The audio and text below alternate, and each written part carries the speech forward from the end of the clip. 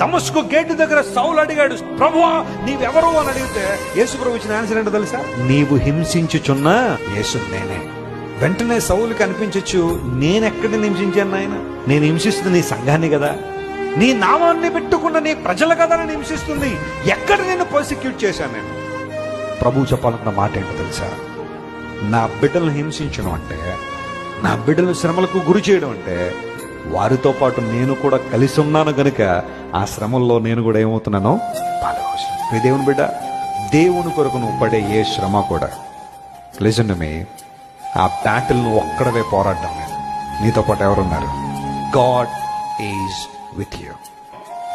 సమస్య ఎంత తీవ్రమైన, కష్టం ఎంత ఉధృతంగా ఉన్నప్పటికీ కూడా ఆయన మరింత ఎక్కువగా తన ప్రెజెన్స్ ని he makes more evident in that situation. దేవుడు ఈ లోకంలోకి వచ్చినంత మాత్రాన he never took any short cuts. అసలు దేవుడు ఈ లోకంలోకి వస్తామే షార్ట్ కట్ తీసుకోలే. ఫుల్లీ గ్రోన్ మ్యాన్ 30 years టక్కని అక్కడ కనబడచ్చుగా. ఎందుకు మరియ గర్భంలోకి రావాలి? ఎందుకు స్త్రీ బీజాన్ని తీసుకోవాలి? He had to use the seed of a women, not of a man.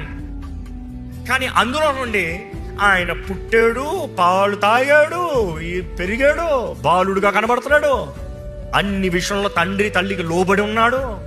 అంతా అయిన తర్వాత 30 సంవత్సరాలకి you see him as a రాబై.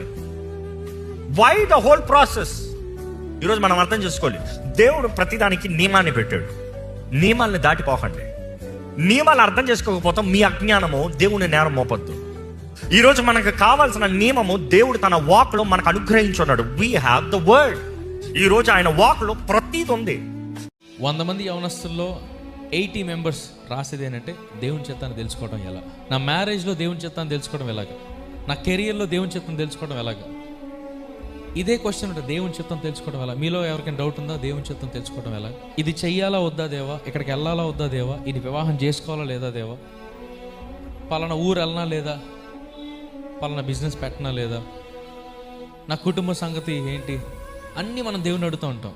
కానీ ఇక్కడ సౌలుతో సమూయేలు చెప్పిన మాట ఏంటంటే, దేవుడు నీకు తోడై ఉన్నాడు కనుక నీకు మంచిదని తోచిన దానిని చేయము. అంటే దీని అర్థం ఏంటో చెప్పనా? దేవుడు నీకు తోడై ఉన్నాడు కాబట్టి నువ్వు ఏ నిర్ణయం కూడా తప్పు నిర్ణయం తీసుకో. పరిశుద్ధాత్ముడు నీ హృదయంలో ఉన్నాడు కాబట్టి you will never make a wrong decision. ఆయన నీలో ఉండి ప్రతి నిర్ణయం తీసుకునేలాగా చేస్తాడు కాబట్టి you won't have a wrong step in your life.